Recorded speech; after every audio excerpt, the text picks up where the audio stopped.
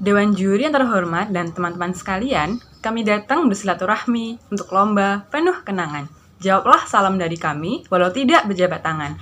Assalamualaikum warahmatullahi wabarakatuh. Salam sejahtera untuk kita semua. Om Swastiastu, Namo Buddhaya, salam kebajikan. Perkenalkan, Sariska Amalia dari Universitas Negeri Surabaya.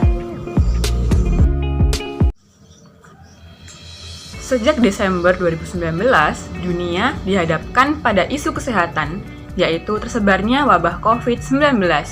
WHO menyatakan kondisi ini sebagai pandemi global karena telah menginfeksi hingga hampir ratusan ribu orang di segala penjuru dunia. Kampanye pentingnya mencegah penyebaran virus menjadi krusial. Masyarakat diharuskan menjalankan setiap protokol kesehatan seperti penggunaan masker, mencuci tangan, dan menjaga jarak atau pembatasan fisik adalah protokol kesehatan yang harus dijalankan. Operasional kantor dan pemerintahan swasta menerapkan kerja dari rumah atau work from home. Sekolah dan perguruan tinggi juga melaksanakan aktivitas belajar dari rumah atau school from home.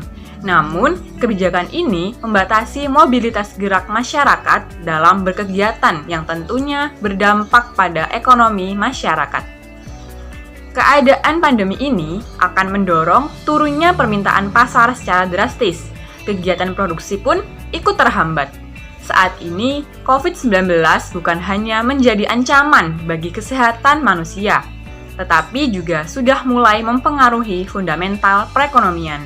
Hal ini bisa dilihat dari terpuruknya beberapa sektor yang menjadi tumpuan ekonomi Indonesia, seperti sektor pariwisata dan UMKM.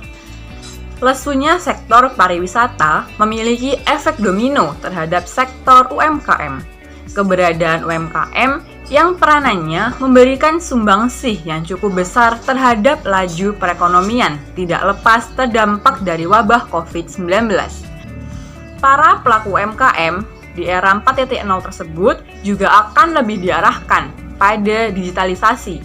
Tidak lagi bermain pada tataran konservatif, tetapi harus dapat melihat peluang digital sehingga dapat menyasar pasar yang lebih luas.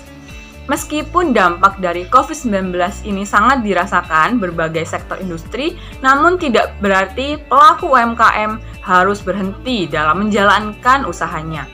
Akan tetapi, UMKM masih bisa berupaya tetap menjalankan usahanya melalui sistem online. Begitu juga sektor pariwisata dapat memanfaatkan kemajuan teknologi. Di sisi lain, wisata perkampungan di kota Surabaya identik dengan gagasan desa wisata. Perkampungan khas di tengah perkotaan memiliki nuansa turisme yang sama, yakni ada aspek tradisional, keunikan, dan daya tarik lokal. Selain itu, dengan potensi kultural dan sosial yang cukup besar, kota Surabaya sebenarnya bisa dikembangkan menjadi pusat wisata budaya, seperti munculnya beberapa kampung wisata yang memiliki daya tarik tersendiri. Dari permasalahan tersebut, penulis menginisiasi sebuah rancangan platform digital yang bernama kampungku.com sebagai virtual tourism and e-marketplace berbasis kampung kota Surabaya guna menopang perekonomian pada masa pandemi COVID-19. Platform digital kampungku.com merupakan sebuah inovasi yang berfungsi sebagai virtual tourism and e-marketplace pada masa new normal dan menggunakan kampung kota Surabaya sebagai basisnya. Virtual tourism saat ini tengah dibutuhkan masyarakat yang sudah jenuh berada di rumah karena pandemi COVID-19. Memasuki masa new normal memang membuat beberapa destinasi wisata di Surabaya mulai dibuka kembali. Namun, hal ini beresiko memunculkan gelombang kedua penyebaran COVID-19. Karena tidak ada jaminan bahwa masyarakat akan benar-benar menerapkan protokol yang berlaku saat berada di tempat wisata. Oleh karena itu, virtual tourism menjadi pilihan tepat serta aman untuk mengobati kejenuhan masyarakat.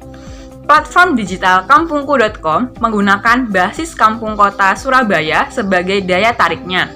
Kampung kota Surabaya seperti Kampung Lawas Maspati, Kampung Arab Ampel, Kampung Kembang Jepun memiliki kekayaan kultural dan sejarah yang menarik untuk ditelusuri.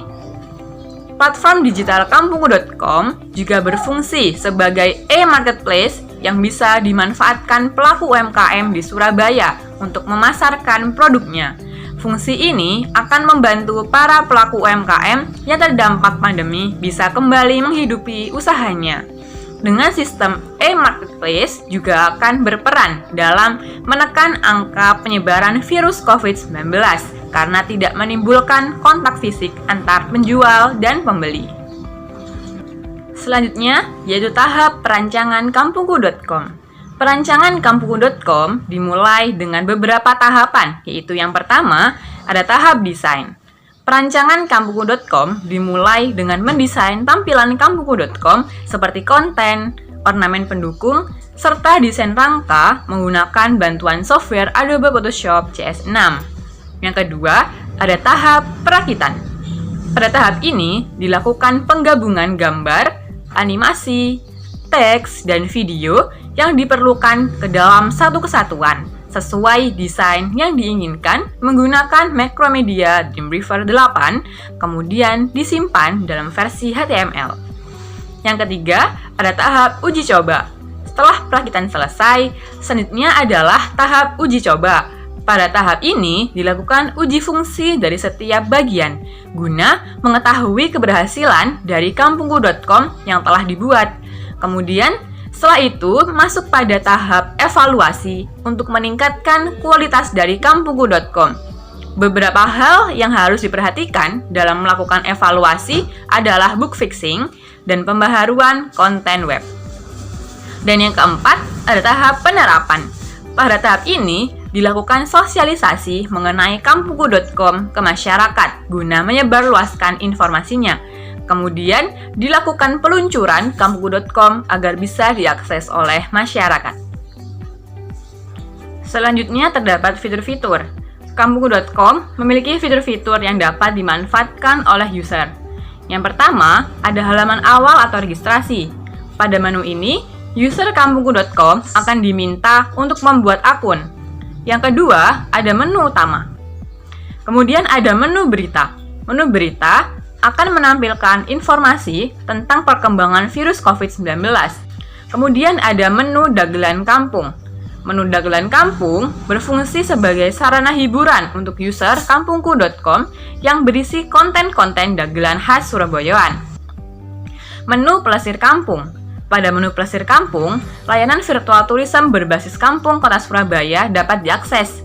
Kampung kota yang dapat dijelajahi secara virtual melalui platform kampungku.com seperti Kampung Lawas Maspati, Kampung Arab Ampel, Kampung Kumbang Jepun, dan masih banyak lagi. Pada fitur virtual, akan ada biaya masuk yaitu Rp50.000 untuk 2 hari. User bisa menggunakan beberapa opsi pembayaran yang disediakan. Hasil dari pembayaran tersebut akan digunakan untuk membantu masyarakat dan juga untuk mengatasi masalah yang ditimbulkan dari pandemi COVID-19. Selanjutnya ada menu sejarah kampung. Pada menu sejarah kampung berisikan informasi tentang sejarah atau cerita-cerita yang ada di masyarakat. Menu oleh-oleh. Pada menu oleh-oleh inilah fitur e-marketplace dapat diakses. Pada menu ini, user dapat membeli produk-produk yang dihasilkan oleh UMKM, seperti produk makanan khas atau produk cenderamata lainnya. Dari pemaparan tersebut, dapat kita simpulkan bahwa kampungku.com sebagai virtual tourism and e-marketplace berbasis kampung kota Surabaya hadir untuk memberi solusi terhadap masalah tersebut. Virtual tourism merupakan konsep yang aman untuk menghadirkan pengalaman berwisata selama pandemi karena tidak menyebabkan kerumunan orang, sehingga dapat menekan angka penyebaran COVID-19. Konsep e-marketplace hadir sebagai pemecah masalah bagi pelaku UMKM untuk kembali menghidupkan usahanya di tengah pandemi. Sekian presentasi dari kami, kurang lebihnya kami mohon maaf. Terima kasih. Wassalamualaikum warahmatullahi wabarakatuh.